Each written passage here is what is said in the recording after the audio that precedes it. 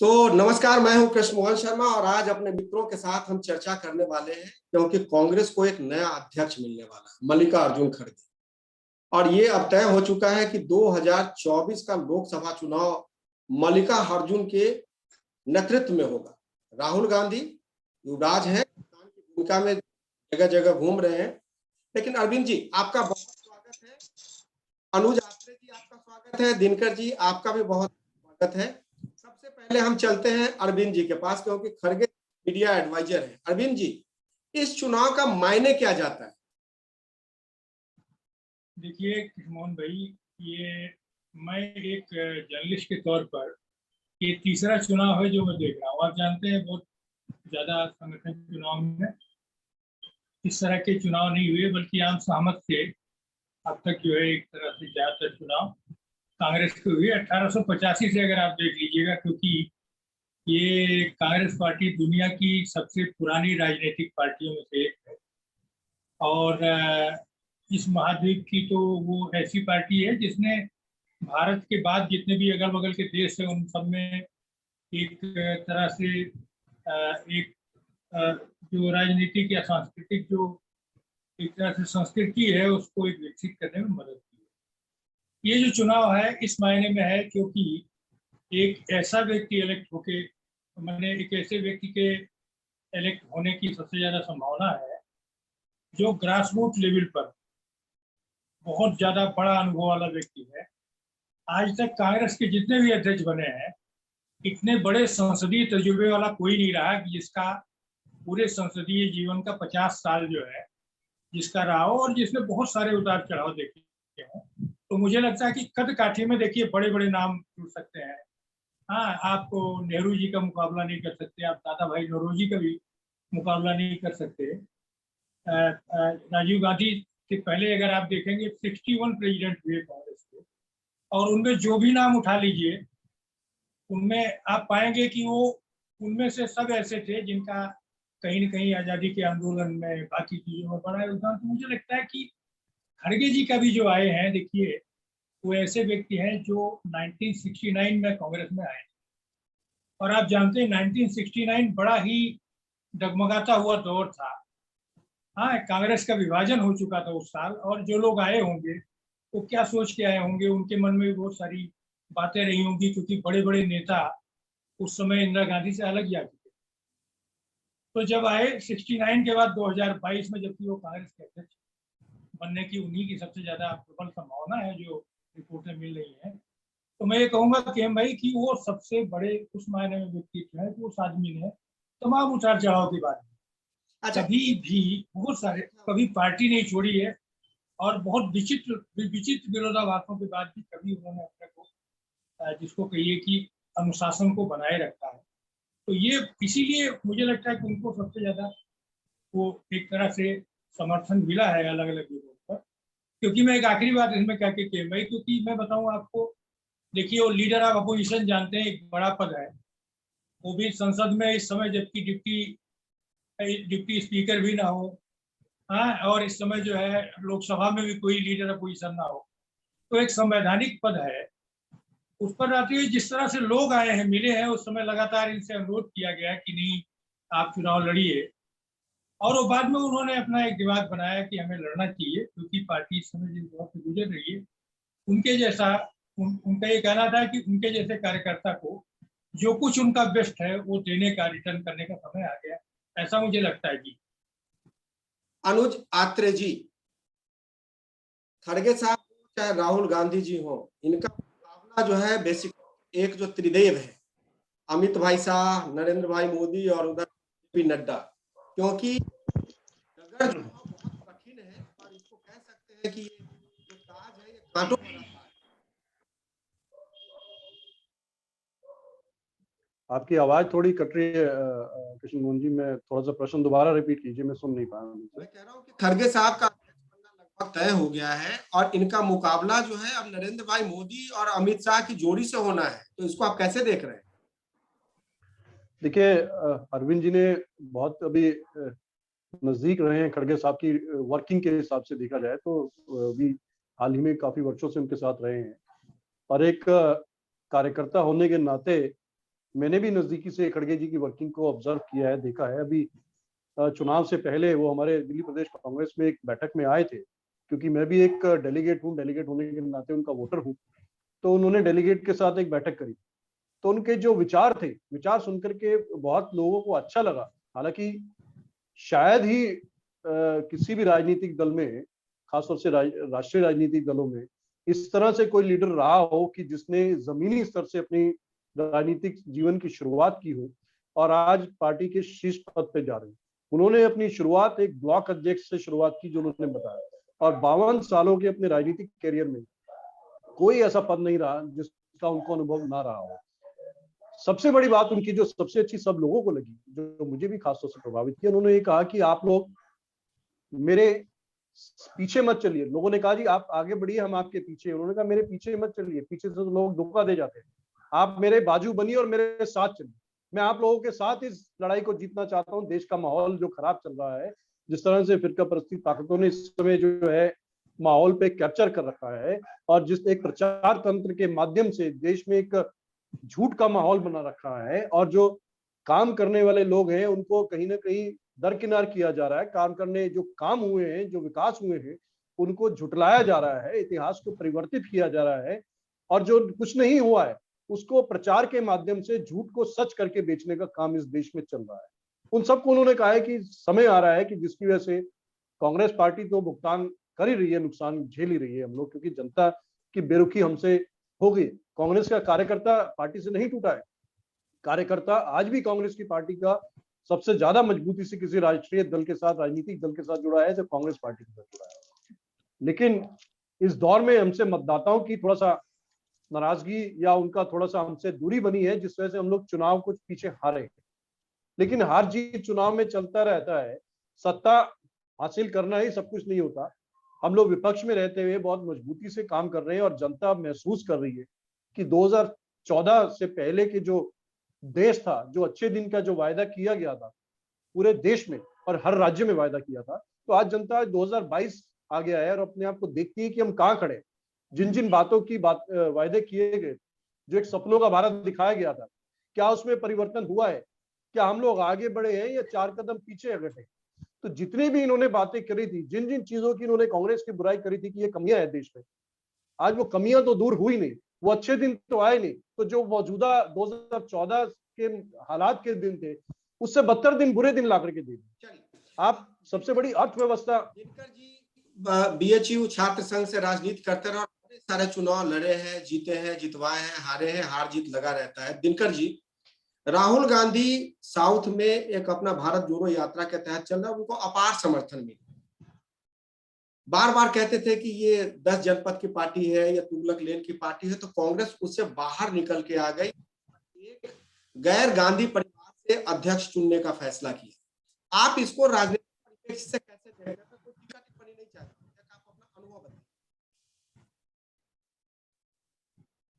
शर्मा जी, सबसे पहले तो कांग्रेस के आज 1998 जब सीताराम केसरी जी अध्यक्ष अंतिम, मैं कहूँ एक तरह से तो परिवार से हट के अंतिम अध्यक्ष थे, तो मेरी तो शुभकामनाएं हैं कांग्रेस को, क्योंकि कम से कम लोकतंत्र की बात करते करते आज ठीक है, एक चुनाव अभियान में कांग्रेस ने विश्वास किया है कि इंटरनल डेमोक्रेसी की भी बात करते हुए चुनाव की तरफ आज गई है और आज ये चुनाव हो रहा है। तो सबसे पहला तो ये एक अच्छा कदम मैं बोलूंगा, और ये डेमोक्रेसी के लिए भी, लोकतंत्र के लिए भी अच्छा है। लेकिन क्या ये सिर्फ एक दिखावा है, ये भी एक प्रश्न है। और मेरी शुभकामनाएं रहेंगी मल्लिकार्जुन खड़गे जी या शशि थरूर जी, क्योंकि हम तो लोकतंत्र में अभी बिलीव कर रहे हैं, विश्वास कर रहे हैं, तो जब तक घोषणा न हो जाए, मेरे ख्याल से अरविंद जी और मेरे मित्र अनुज जी भी अपना रिजल्ट जो है रोक के रखेंगे, तभी लोकतंत्र कहलाएगा। नहीं तो मानने को तो मैं भी जानता हूं कि निर्देश कहां से कहां आता है, और आला कमान शब्द का जो इस देश में आला कमान शब्द किस जगह से आया है। तो मेरा शुभकामना ये रहेगा, जो भी हमारे जीते, चाहे मल्लिकार्जुन खड़गे जी या शशि थरूर जी, तो उनकी जो 3 वर्ष का कार्यकाल अच्छा गुजरे, उनका स्वयं का कार्यकाल, और हम उनको कभी भी सीताराम केसरी जी वाले इंसिडेंट से कभी न जोड़े और न उनको उनका ऐसा हश्र हो, ऐसा मेरा शुभकामनाएं रहेगी। दूसरी बात तब आते हैं कि जो दक्षिण में राहुल गांधी जी को आपने कहा कि अपार जन समर्थन मिल रहा है, ये तो शायद ये भाजपा की जो सशक्त नेतृत्व है उसके कारण एक इन लोगों को एक मजबूरी में ये आ गए कि इन्हें एक चुनाव कराने की प्रक्रिया में जाना पड़ा। दूसरा, जो अभी कुछ दिन पहले ही अशोक गहलोत जी का भी प्रकरण देखा गया, तो सब मिला जुला के अगर आप देखिए तो कहीं ना कहीं अभी भी पूर्ण लोकतंत्र तो नहीं नजर आ रहा है बाहर से, अगर मैं कहूँ तो। और बाहर से अभी भी लग रहा है कि कहीं ना कहीं 10 जनपद के ही तरफ से इशारों से सब चल रहा है और वो चलेगा भी, ऐसा प्रतीत होता है। दूसरा, जब आप दक्षिण में समर्थन की बात कर रहे हैं तो मुझे आश्चर्य होता है कि आप किस प्रदेश में समर्थन की बात कर रहे हैं। क्या केरल में सरकार है इनकी, या तमिलनाडु में, या आ जाएगी तमिलनाडु में? आप ऐसा कहना चाह रहे हैं कि बस अगले बार चुनाव में तमिलनाडु में सरकार बन रही है, या कर्नाटक में सरकार है कांग्रेस की, या आंध्र प्रदेश में है, या तेलंगाना में है? अगर दक्षिण के हम अगर ये 4-5 बड़े प्रदेशों का नाम लें तो कहाँ पे है, कहाँ पे वो सरकार है, कहाँ पे वो जन समर्थन है? वो एक प्रश्न है। शर्मा जी, आपकी बात सुनाई नहीं दी। 2014 से पहले भाजपा की भी सरकार थी और मुझे लगता है कि जिस सशक्तिकरण है नरेंद्र भाई मोदी ने अपना प्रचार को और जगह जगह उन्होंने प्रचार किया, उसी को रेप्लिकेट किया है राहुल गांधी ने। और कल क्या होगा ये कहना बड़ा मुश्किल है। मैं ये जानना चाहता हूँ कि राहुल गांधी जी ने से साउथ में एक, देखिए पहले राहुल गांधी अध्यक्ष थे, राहुल गांधी जो करते थे वही सब हो रहा है, लेकिन अब 1 से 2 बना, 1 से 1 11 हो गए, क्योंकि अब एक जगह खड़गे साहब चलेंगे, दूसरी तरफ राहुल गांधी चलेंगे। अब तीसरा फैसला चलेगा, इसका फैसला नहीं चलेगा, वो बात की बात है।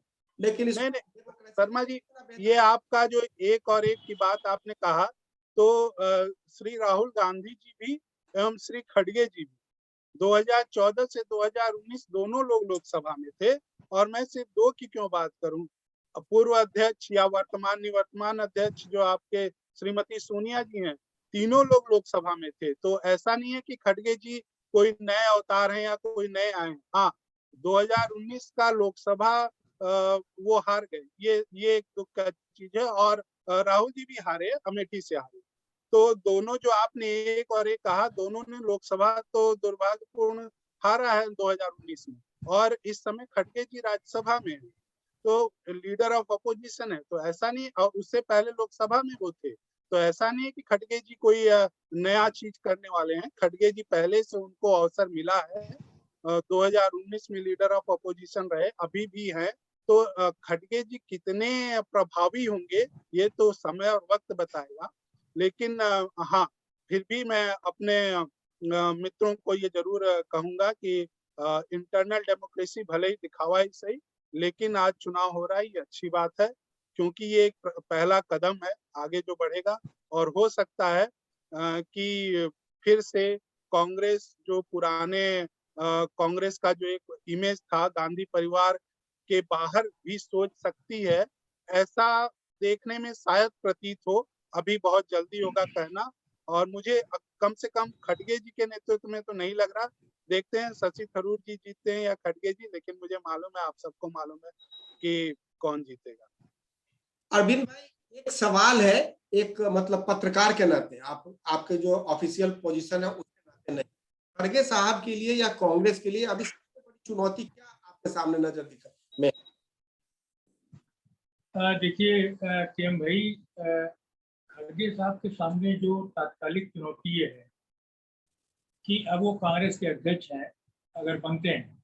दिनकर जी ने जो कहा मैं यही कहूँगा, क्योंकि देखिए मेरी जहाँ तक भूमिका है, मैंने उनको नेता प्रतिपक्ष राज्यसभा में उनके एक मीडिया सहयोगी के तौर पर, जिसको हम कह सकते हैं कि हमने जो देखा है वो बहुत श्रम करने वाले व्यक्ति, और वो आपने बार बार देखा होगा कि हाउस में कोई दिन मिस नहीं करते, पहली चीज। हाउस जितना दिन चलता है, अगर आप देख ले होंगे, अगर 5 आदमी भी बैठा है तो खड़गे जी इसमें से एक होते हैं। वो कभी भी और पूरी तैयारी के साथ अपनी बातों को रखने की कोशिश करते हैं। उनके सामने तात्कालिक चुनौती जो है वो हिमाचल और गुजरात के चुनाव, उसके बाद 2024 के पहले 11 राज्यों में चुनाव है। और निश्चित तौर पर मुझे लगता है कि वो ऐसे व्यक्ति हैं जो जाके बैठ जाएंगे और वो अपना जो भी ग्रास रूट लेवल पे काम करना, वो बहुत इस मामले में बहुत ही वर्कर टाइप के आदमी हैं। वो आप मैं बताऊं आपको प्रेम भाई, जिस तरह से मैंने देखा है, बहुत श्रम करने वाले व्यक्ति। और ये कोई वो नहीं जो आदमी, आप मुझे बताइए 69 से कोई आदमी लगातार बना हुआ है, तो क्या वो कर्नाटक के मुख्यमंत्री बन गए? उनका क्या हमने तो 2 बार सुना कि बनते बनते गए।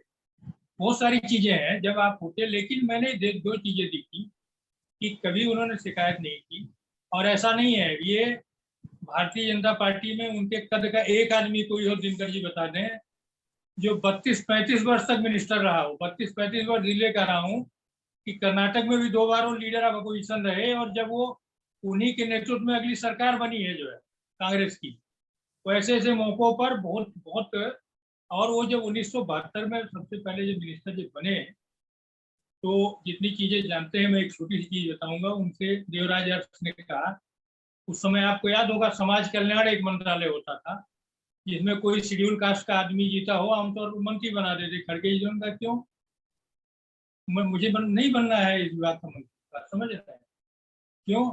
बोले कि आप लोग हम लोगों को क्या समझते हैं, आप या तो ऐसा विभाग दीजिए जिसमें मैं गरीब और कमजोर तबके के लोगों के लिए कुछ कर सकूं मैं, अदरवाइज जो है अगर ऐसे ही देना विभागों को तो रहने दीजिए, अब मत बनाइए मंत्री। अगले दिन उन्होंने बड़े बेबाकी से अपनी बात कही और उनको लगा कि अब नहीं बनाया जाएगा। बाद में उन्होंने देवराज ने बुलाया, बोला कि नहीं, तुमको मैं एजुकेशन मिनिस्टर बना।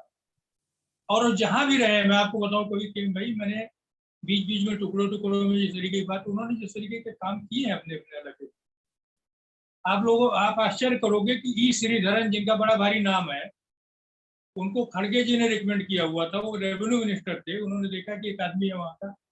आपको पता है वीरप्पन को जो है खड़गे जी के जो है होम मिनिस्टर से भी मारा गया है, और उसके लिए वो जाकर के जो है जयललिता से जाके मिले, जबकि आपको मालूम है जयललिता और कांग्रेस के बीच में कैसे संबंध। तो मैं ये कह रहा हूँ कि इस समय तात्कालिक चुनौती है चुनाव, और दूसरा है कांग्रेस के बहुत सारे वर्कर्स हैं जो वो हैं जिनको बहुत सारे आशा निराशा के बीच में जूझ रहे हैं, उनको लेकर के उनको एक तरह से उनको एक भरोसा देना दिलाना।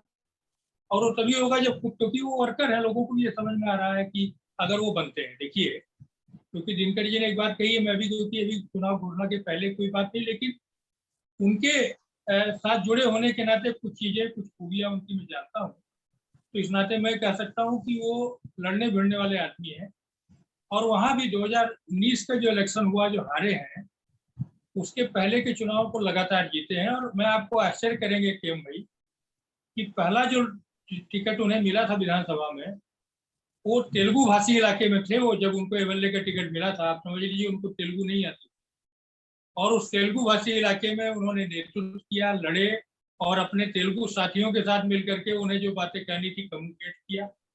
और आप ये समझ लीजिए कि वहां से उन्होंने शुरू किया। वो जिस गांव के रहने वाले, उसमें आधा गांव कन्नड़ बोलता है, आधा मराठी, और कंस्टिट्यूंसी मिली तेलुगु भाषी।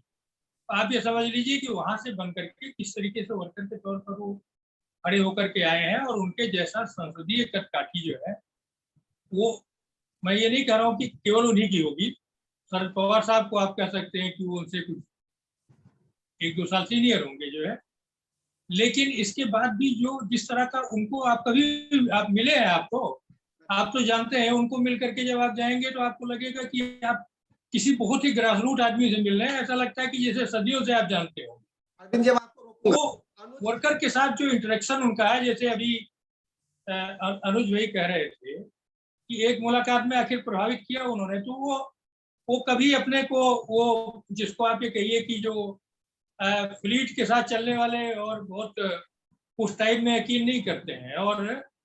और उनकी बात को मोदी जी भी बड़े गौर से सुनते हैं, अगर आपने राज्यसभा में देखा होगा, क्योंकि जानते हैं कि खड़गे जी ऐसे नहीं बात करते। कहीं भी आप देखिए मिलते हैं जब वो, अरविंद जी अब वो बात भी करते हैं ये सारे लोग। तो ये कह रहा हूँ कि ये चुनौती जो है, ये चुनौती होगी कि उनको एक लंबे समय के बाद एक निर्वाचित जो है, देखिए निर्वाचित की एक अथॉरिटी होती है, इसमें कोई संदेह नहीं है। और अभी तक क्या है निर्वाचित में, क्या भाजपा की बात ले लीजिए, भाजपा में कौन सा ऐसा चुनाव हुआ, दिनकर जी जरा बता दें, इसमें कश्मीर से कन्याकुमारी तक लोगों ने वोट डाला हो, मुझे तो नहीं याद आता। मैंने तो भारतीय जनता पार्टी को कवर किया है और कृष्णलाल शर्मा से लेके कुशाभाऊ ठाकरे के साथ मेरी बड़ी गहरी दोस्ती रही है, और बहुत बड़े बड़े नेताओं के साथ रही है। जोशी जी तो हमारे एक तरह से मैंने हमारे छात्र जीवन में इलाहाबाद यूनिवर्सिटी टीचर एसोसिएशन के अध्यक्ष जब रहे तब से हमें जानते रहे। के साथ रज्जू भैया के साथ भी, सुनिए, रज्जू भैया के साथ भी मेरा बहुत आंतरिक हो रहा है, लेकिन कौन सा चुनाव हो गया है जरा, ये चुनाव हो रहा है, ये कोई मजाक नहीं है, आप उठा करके देख लीजिए, इतने बड़े बड़े नेता वोट डाल रहे हैं। और केएम भाई एक आखिरी बात बताऊंगा, आप मुझे बताइए, press club of India, bar council of India के चुनाव में बड़े बड़े लोग हारे हैं, बड़ा बड़ा भारी पत्रकार हार जाते हैं। उसी तरह से पॉलिटिकल पार्टी में ये चुनाव कोई आसान नहीं होता है जो। और आप बता दीजिए जरा कौन लोग गए हैं, खड़गे जी भी गए कई राज्यों में जाकर के, शशि थरूर साहब भी गए हैं। तो मैं ये कह रहा हूँ कि निश्चित तौर पर ये चुनाव में किसी का आशीर्वाद मिलना ना मिलना ये अलग चीज होती, कौन किसके साथ है नहीं है ये चुनाव का वोट आने के बाद होगा। लेकिन मेरा ये कहना है कि ये जो चुनाव है इसमें वर्कर्स में जोश भरा है, ये मुझे दिखाई पड़ रहा है, और इसका बहुत सकारात्मक असर होगा ये मुझे लगता है। अनुज आत्रे जी, हम न्यूज चैनल नहीं, एक हम अपने व्यक्तिगत इंटरेस्ट के लिए हमने इसका चर्चा किया है और हम आगे भी करेंगे। जो सबसे बड़ी जो चुनौती खड़गे साहब G23, चाहे वो बात आनंद शर्मा हो, चाहे बात हो राज, G23 बहुत एक्टिव है। G23 को पार्टी कैसे काबू करेगी, हालांकि बहुत बड़ा अनुभव है खड़गे साहब के पास, लेकिन G20 अगर एक साथ नहीं आता तो नरेंद्र भाई मोदी और अमित शाह को पार पाना थोड़ा सा मुश्किल काम है।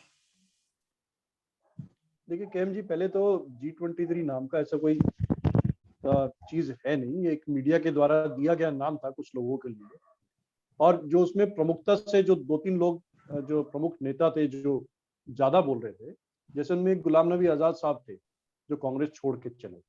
उनका भी इतिहास ये रहा है कि जो अपने युवा अवस्था में अपने जम्मू कश्मीर का अपने कश्मीर से एक चुनाव नहीं जीत पाए थे, बुरी तरह से हार गए थे, उस समय उनको उठा करके इंदिरा गांधी जी ने महाराष्ट्र से, जहाँ के वो रहने वाले नहीं थे, वहां से पार्लियामेंट का टिकट दिया और लोकसभा का एमपी बनाया। और तब से लेकर आज तक 50 वर्षों तक एकमात्र ऐसे कांग्रेस के वो नेता रहे हैं कि जो कभी भी पद विहीन नहीं रहे, या तो सरकार में रहे हैं, या सांसद रहे हैं, या पार्टी संगठन में बड़े बड़े पदों पर रहे, चाहे प्रदेश अध्यक्ष रहे हो, जनरल सेक्रेटरी इंचार्ज रहे हो।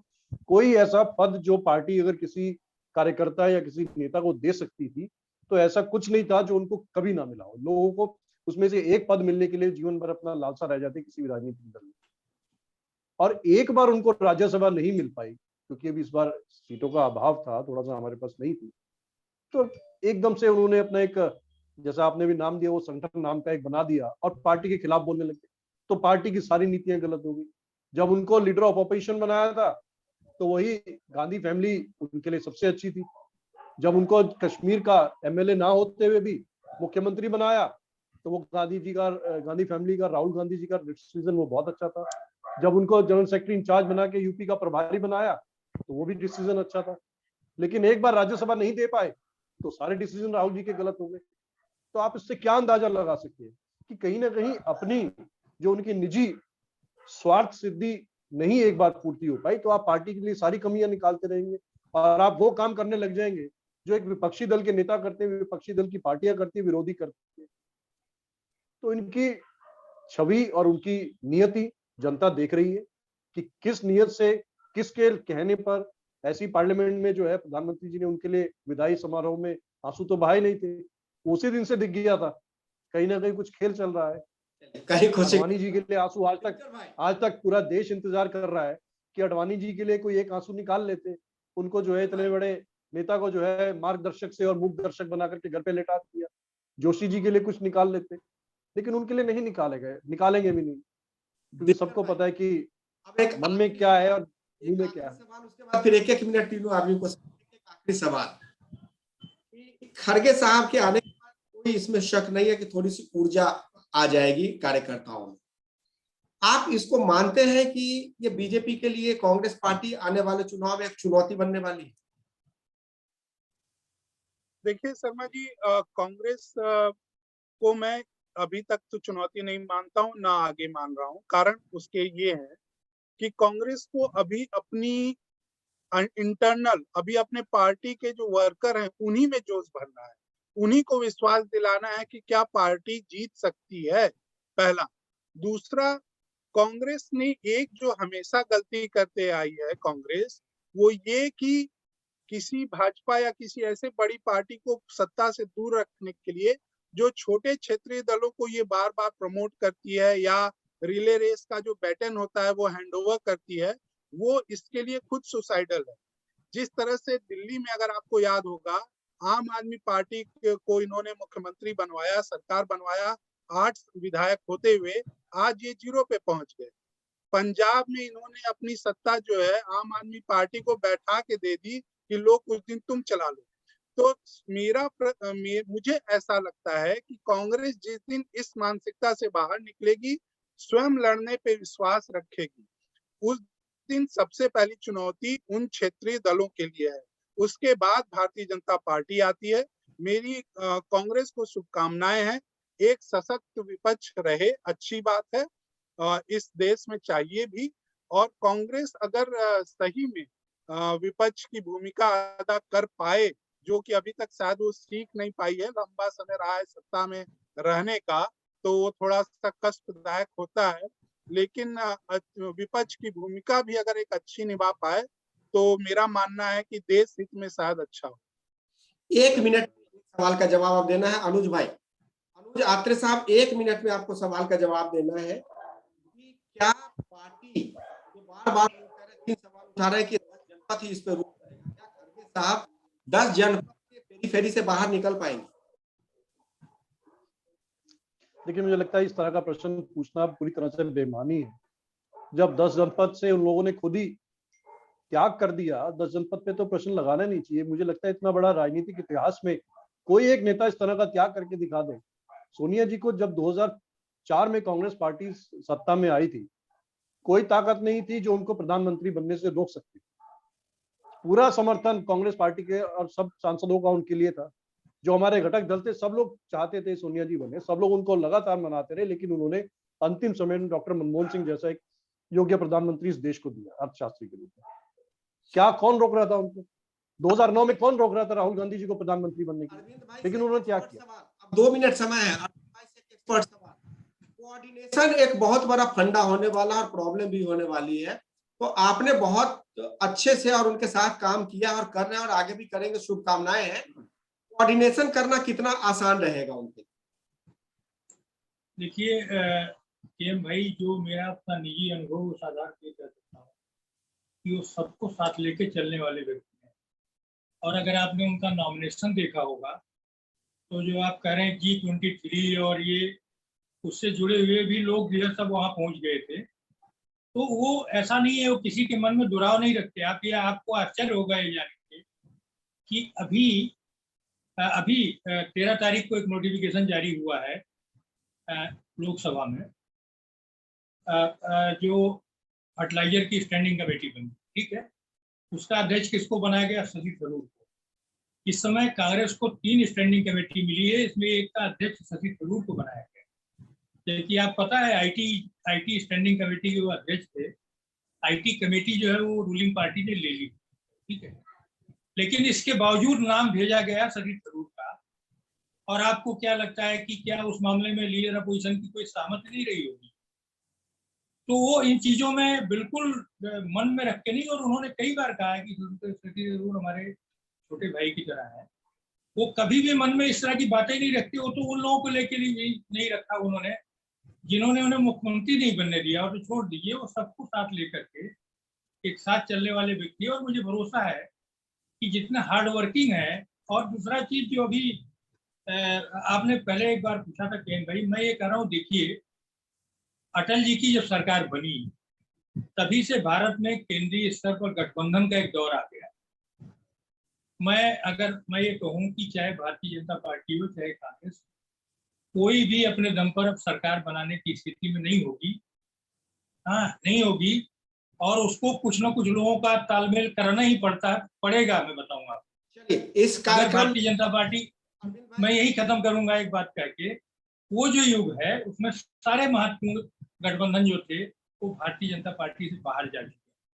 अब कांग्रेस कितने लोगों को जोड़ पाती है, ये भी अपने आप में आने वाली राजनीति में एक महत्वपूर्ण भूमिका होगी। और खड़गे जी के अपने दफ्तर में, एलओपी ऑफिस में, आपने देखा होगा कि 17-18 पार्टियां तक आ चुकी है उनकी बुलाई बैठकों। तो मेरा ये कहने का मतलब है कि वो उन सब में सब मिल के चलने वाले व्यक्ति हैं।